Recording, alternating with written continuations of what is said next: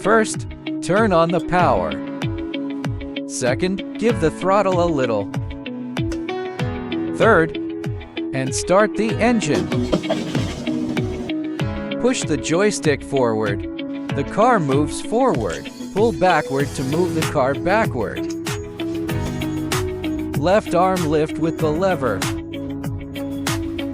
Right arm down. Left to retract the bucket. Right to put the bucket. The middle data lever.